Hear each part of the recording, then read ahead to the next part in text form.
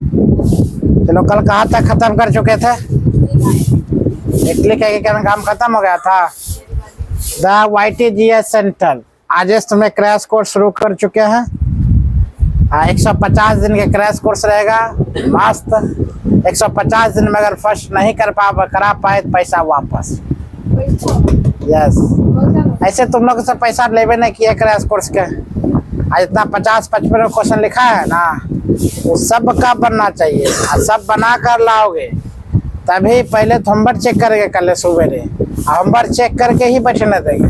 Homework नहीं बना कर लाओ तो इंटरव्यू नहीं होगा। उसके बाद माता पिता को बुलाकर, जो मेला गई है मेला जाएगी पूछो करो, अब बोलेगी हम मेला गए थे हम नहीं बना के मुंह में चाट मार भगा देंगे। जैसे रिया कुमारी मेला गई है, कल ले आएगी तो क्या बोलेगी? हाँ हम मेला गए थे, वो तो बोलबे करेगी, वहीं पर भगा देंगे तक। क्योंकि हमें पता है कोई ला जाओ कुछ करो, कोई मतलब नहीं है। मेरा होमवर्क पूरा होना चाहिए। कल पूरा होमवर्क 50 क्वेश्चन का डिस्कशन करवाएंगे, 54 क्वेश्चन का। चलो शाम में है, ये सब हो गया था। आप गैरीबाल्डी होगा, हो गया था गैरीबाल्डी।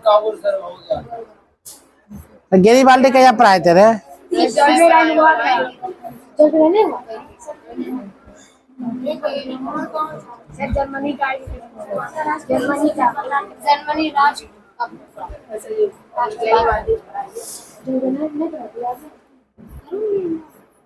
गैरीबाल्डी हुआ था।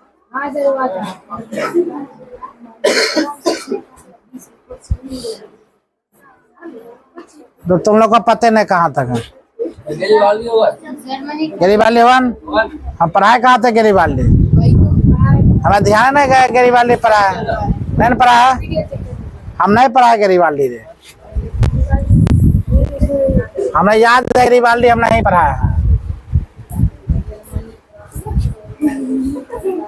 ये सब पढ़ा हो चुका था।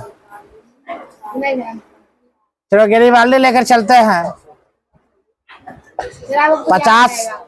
50 नहीं 50।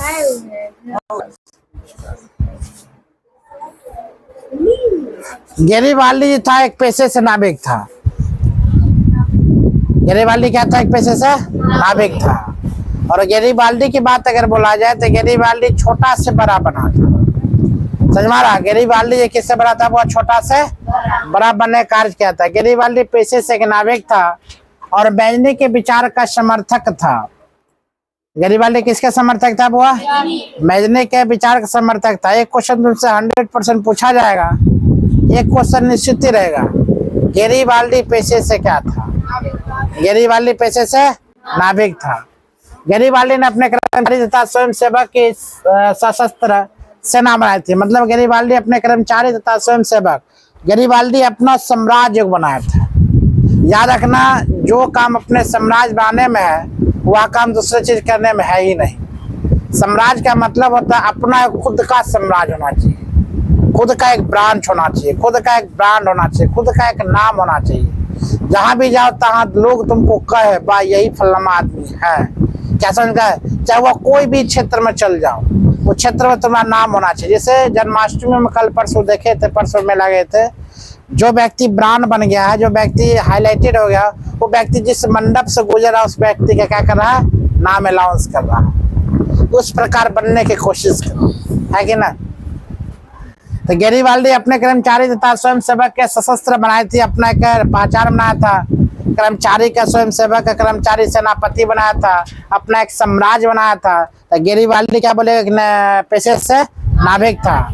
और वह क्या बोलेगा? वह अपना साम्राज्य स्वयं बनाया था, अपना सेनापति स्वयं बनाने। उसने अपने सैनिक को लेकर इटली के प्रांत सिसिली तथा नेपल्स पर आक्रमण कर दिया, अपना साम्राज्य बना। सैनिक का साम्राज्य लोग क्यों बनाता है? रीजन क्या है? तुम्हारा हम साम्राज्य क्यों बना रहे हैं बताता? तुम लोग को हम इतना मेहनत क्यों करवा रहे हैं? ताकि युद्ध करो, कहाँ जाकर? बिहार बनो जाकर, नाम हाईलाइटेड करो। हाँ हम है, तुम्हारे नाम से जानना चाहिए माता पिता का नाम, तब मजा आएगा। याद रखना, ऐसे तो माता पिता भगवान है, ये है, उनके नाम से मेरे नाम अगर जोड़ते इसमें कोई दिक्कत नहीं है। लेकिन मेरा नाम भी, तुम्हारा नाम भी, बच्चा का नाम भी क्या होना चाहिए?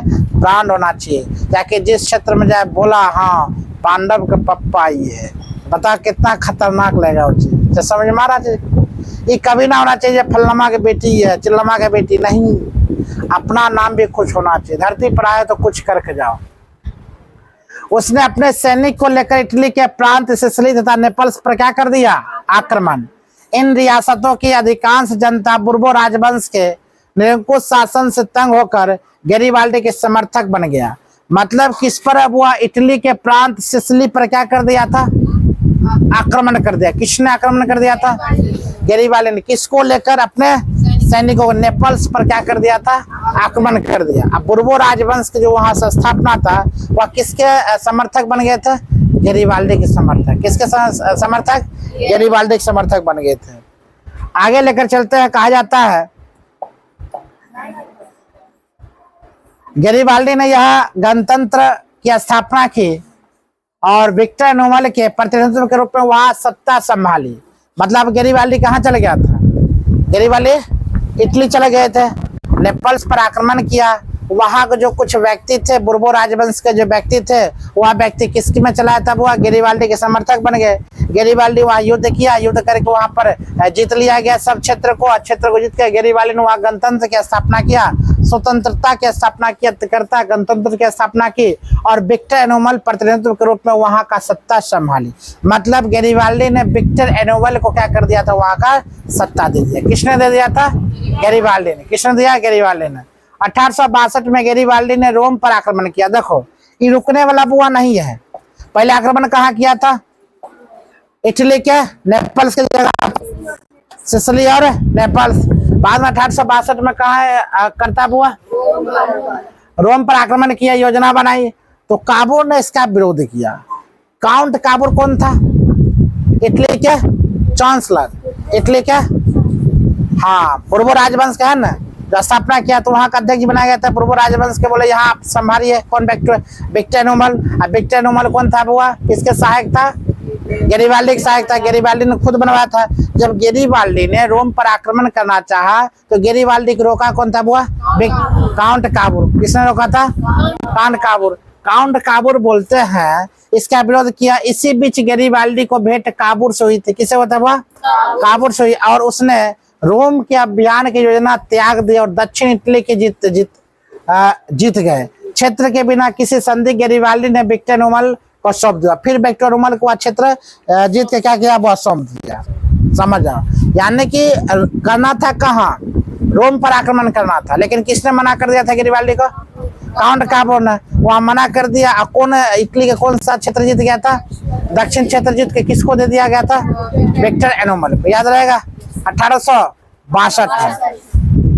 मतलब काम इस प्रकार बारीकी से कर रहा है। हर एक काम करने के लिए वो क्या होना चाहिए मालूम है, योजनाएं होना चाहिए। तुम्हारे पास क्या योजना, जैसे मुखिया जी का काम करने के लिए, प्रत्येक ग्राम पंचायत में काम करने के लिए क्या होना चाहिए, योजना। योजना से पहले व्यवस्था होना चाहिए। व्यवस्था का मतलब क्या होना चाहिए, क्या तुमने यहाँ पर काम कर पाओगे, नहीं कर। सड़क होना चाहिए, सड़क नहीं बना हुआ तो उस पर हम काम करेंगे। योजना ला देंगे किस प्रकार हमको काम करना है, सफल काम हो। उसी प्रकार 10th के एग्जाम के योजना तुमको आज सुबह बना दिए, किस प्रकार तुम योजना बनाएगी और किस प्रकार तुमको इसको पढ़ना है। आज जो तुमको बनवाए थे बिहार बोर्ड के जो टॉपर्स बच्चा के लिए, वो योजना था। इस योजना पर अगर काम बारीकी से तुम कर लोगे तो वो जितना बच्चा हो और उसमें 50% भी मेहनत करता तो फर्स्ट डिवीजन तो कोई नहीं काटेगा। 50% छोड़ो, 30%।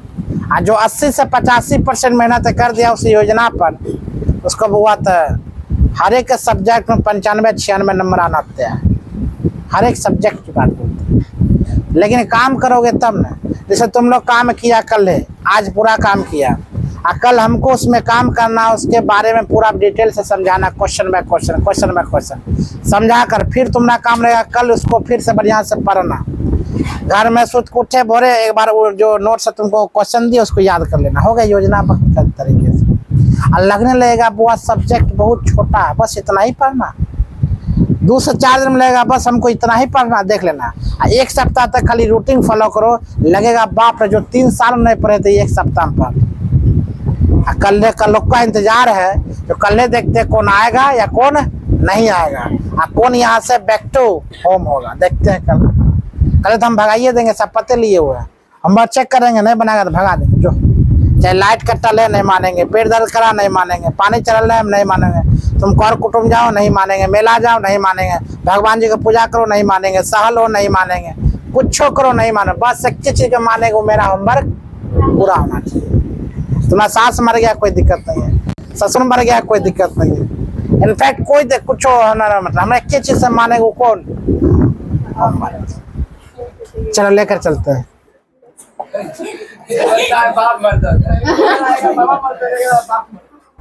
दुखरा हम सुनने वाले बुआ नहीं, दुखरा तुमको सुनेबे नहीं करना, जिंदगी में ऐसा ही बहुत दुख है। आ तुम लोग वहां पर हमको पेट दर्द करता की खाई नहीं तुम, अधिकतर गोधना को हम सबको पेट दर्द किया भी, बच्चा सबको सब मेला में इंजॉय किया, न यावला झूला पर कसिया झूला पर, तखन पेट दर्द नहीं करता है।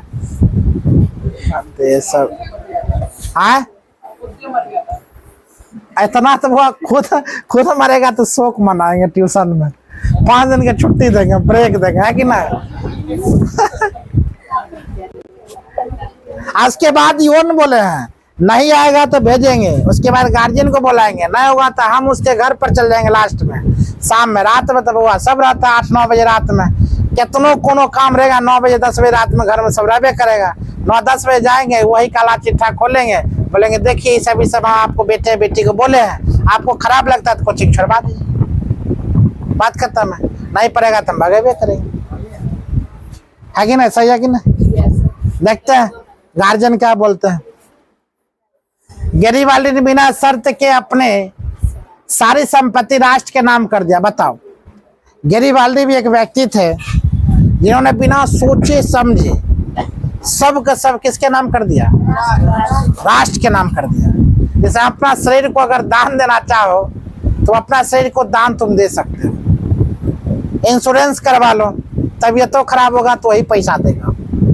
अगर अपना शरीर के इंश्योरेंस करवा लेते हो, तबीयत हो लगला मलम जितना खराब होता तो वही रुपया देगा। संपत्ति राष्ट्र के नाम, साधारण किसान भांति जीवन जीने लगे। मतलब गेरीवाल्डी की संपत्ति जितना भी था सब संपत्ति के लिया और सभी संपत्ति को लेकर किसके नाम कर दिया? राष्ट्र, देश के नाम कर दिया। और जीवन कैसे जीने लगा हुआ? किसान की तरह, टोटली किसान की तरह उन्होंने अपना जीवन व्यतीत करने लगे। 1862 में गेरीवाल्डी के मृत्यु के बाद, इसमें कब मृत्यु हुआ था? 1862 में। मृत्यु के बाद रोम तथा वेनेसिया के रूप में शेष इटली का एकीकरण विक्टर नोबल ने स्वयं किया। अगर जब वो इटली के एकीकरण जो थोड़ा बहुत बचा हुआ, तीनों खड़ा जाता वहां से, तीनों खड़ा यहाँ पर, जो थोड़ा बहुत बचा हुआ तब वो इटली के स्वयं किया। और किसने किया था? विक्टर एनोबल ने किया था। अगर बोला जाए गेरीवाल्डी की मृत्यु कब होता है? 1862 में। कब होता है? गेरीवाल्डी की मृत्यु 1862 के मृत्यु के पश्चात रोम वेनेसिया के रूप में शेष जो जगह बची हुई थी उसमें विक्टर नोबल ने क्या किया? स्वयं एकीकरण करवाया था। आगे 1870 से 71 में कहा था वो फ्रांस और पर्सा के बीच युद्ध होता है। ये क्वेश्चन वो याद रखना, 1870 से 71 के बीच किसके साथ युद्ध होता है? फ्रांस के साथ और पर्सा के बीच युद्ध हुआ, छिड़ गया, जिसके कारण फ्रांस के लिए पोप के संरक्षण प्रदान करना संभव नहीं था। विक्टर एनोबल ने इस परिस्थिति का लाभ उठाया था। जब देखा ये दोनों के बीच युद्ध हो रहा है, ये दोनों के बीच उठक बैठक करो, ये दोनों के बीच कौन था? तुम ही अकेले आ रहो, इधर आ जाओ, इधर आ, इधर आ,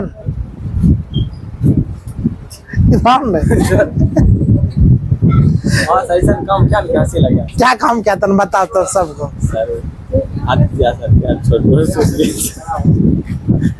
तो 1870 से 71 में फ्रांस और पर्सा के बीच हुआ युद्ध छिड़ गया। युद्ध छिड़ने के बीच में किसने बुआ फायदा उठा लिया था? विक्टर एनोबल ने इस परिस्थिति क्या फायदा उठाया था। और कहा जाता है एनोबल ने पोप के राजमहल को छोड़कर बाकी रोम को इटली में मिला लिया गया था। एनोबल ने क्या करता है? वो पोप के राजमहल को छोड़कर बाकी रोम को इटली में मिला लिया और उसे अपनी राजधानी बनाया था। इस प्रकार 1871 तक इटली का एकीकरण मैजनी, काबोर, गेरीवाल्डी जैसे राष्ट्रवादी नेताओं ने विक्टर नोबल जैसे शासक के योगदान के कारण हुआ था। अगर हम बोलेंगे वो क्वेश्चन में इटली के एकीकरण कौन कौन किसने किसने किया था, तो हम क्या बोलेंगे? मैजने, काबोर, गैरिबाल्डी और विक्टर नोबल जैसे शासक ने करवाया था। अब नेक्स्ट है जर्मनी के एकीकरण। अगला हुआ क्या कि जर्मनी के एकीकरण।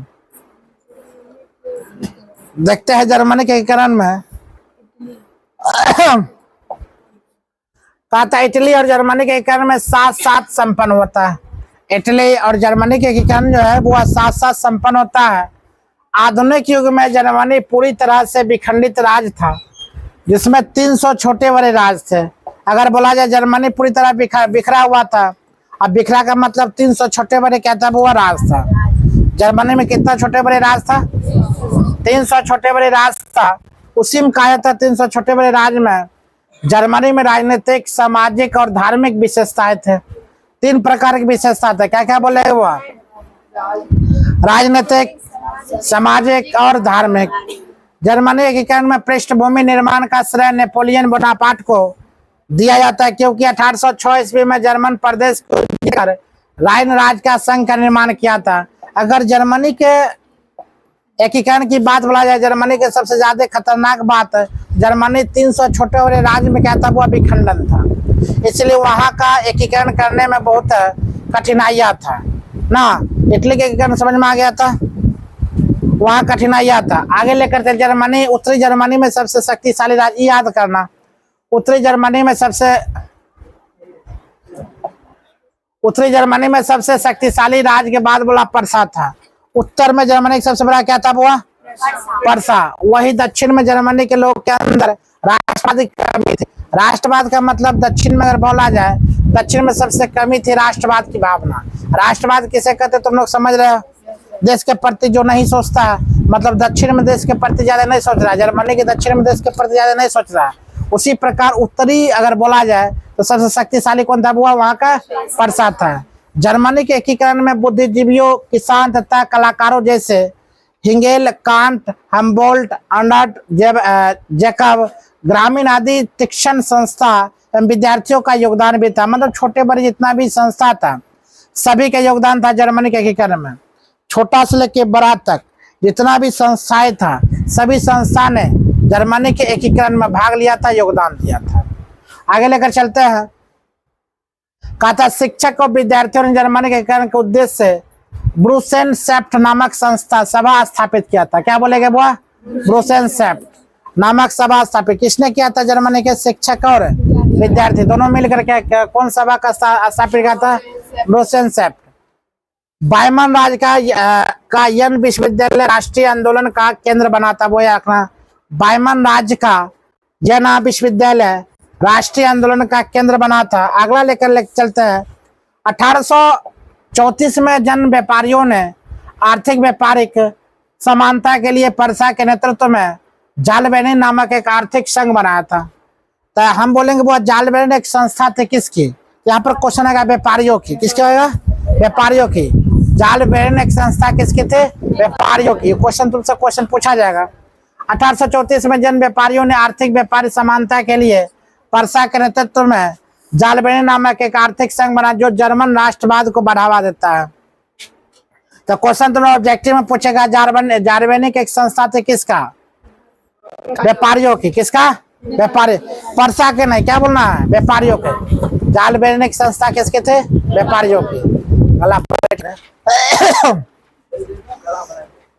जर्मन राष्ट्रवादियों ने 1848 में पुरान संसद की सभा के फ्रैंकफर्ट में बोला, जहां यह निर्णय लिया गया कि परसा का शासक फ्रेडरिक विलियम जर्मन राष्ट्र का नेतृत्व करेगा। वही फ्रेडरिक जो एक निरंकुश एवं रूढ़िवादी विचार का शासक था, उसने व्यवस्था को मानने से इनकार कर दिया। बोला हम इस व्यवस्था को, फालतू व्यवस्था को मानने के लिए तैयार नहीं है। तो फ्रेडरिक विलियम का देहांत हो गया और हो जाने के बाद उसका भाई वो विलियम परसा का शासक बना गया था। विलियम राष्ट्रवादी विचारों का पोषक था। विलियम ने एकीकरण के उद्देश्य के ध्यान में रखकर महान कूटनीतिक बिस्मार्क को अपना चांसलर नियुक्त किया था। हम बताए थे वो मतलब व्यक्ति ठीक, फ्रेंडशिप ठीक, लेकिन क्या नहीं ठीक? कूटनीतिक नहीं होना चाहिए। अगर दोस्त यारी है, दोस्त यारी तक ठीक, लेकिन कूटनीतिक दोस्त यारी ठीक नहीं है। आप कूटनीतिक किसे कहते हैं, उसे चुगलखोर भी कहा जाता है। एनौका बात सुन लिया तुमरा, एनौका बात सुन के पूरा मोह माया से तुमको मस्त वहां जाकर बोल दिया। उधर का बात सुना और तुमने इधर आकर फिर बोल दिया। उसे कहते ना घर का ना घाट के, अगर फंस गया बेटा दोनों तरफ से तब क्या होगा। हाँ, उन्हें मुंह में लात मारेंगे ना पीठ में लात मारेंगे, तब कहाँ जाएगा। इस प्रकार के व्यक्ति को हम कहते हैं चुगलखोर। और चुगलखोर ने उसे कूटनीतिक नहीं बोला था, कूटनीतिक महान सम्राट था, इसे कहते हैं चुगलखोर। चुगलखोर समझ मारा। एनौका बात इनने, अनोखा बात उनने। ऐसा व्यक्ति से बहुत दूर बनाए रखते। याद रखना, जिसका कोई दुश्मन नहीं होता है वह चापलूस इंसान कहलाता है। जिसका कोई दुश्मन धरती पर ना हो वह व्यक्ति क्या कहलाता है, चापलूस। ये समझे कि वो व्यक्ति बहुत अच्छे इंसान है, इसका दुश्मन ऐसा बात नहीं है। अच्छे व्यक्ति का दुश्मन 100% होगा, और बुरे व्यक्ति का दुश्मन तो होबे करता है। समझ मारा। जब तक तुम्हारा दुश्मन खतरनाक नहीं रहेगा तब तक तुम आगे बढ़ पाओगे नहीं। तो हम लोग का दुश्मन क्या है, गरीबी। हम लोग का दुश्मन क्या है, गरीबी। खतरनाक गरीबी दुश्मनी। अब कैसे दुश्मनी गरीबी है, आप कोई चीज मेला देखने जाएंगे तो 500 रुपये के लिए रखते रहेंगे, पप्पा दोन पप्पा दोनों। अब पप्पा के पास 500 रुपया है ना, बेटी 100 रुपया लो, हाँ 2100 रुपया दे झुल्लू न थे। अब वहाँ से 80 रुपया झुल्ले के रेट है, 100 रुपया हम क्या करेंगे। सबसे बड़ा दुश्मन हम लोग को क्या है, गरीबी। तुम्हारे दुश्मन वो याद रखना, तुम्हारा दुश्मन कोई अगल बगल का व्यक्ति नहीं है, तुम्हारा सबसे बड़ा दुश्मन तुम्हारा गरीबी है। और गरीबी से निकलने के लिए तुम मेहनत करो, पढ़ाई करो, तभी अमीर बन सकते हो। क्या समझ में आ रहा चीज को। अमीर बनने के लिए क्या चाहिए बुआ, एक उपाय तुम लोग गरीब बच्चा के लिए, क्या, पढ़ाई।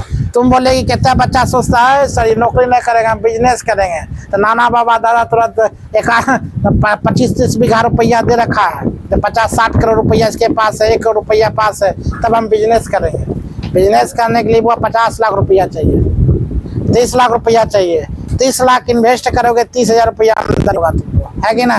और जिसके पास पैसा आता है वो तो बिजनेस करवे ना करेगा। समझ मारा।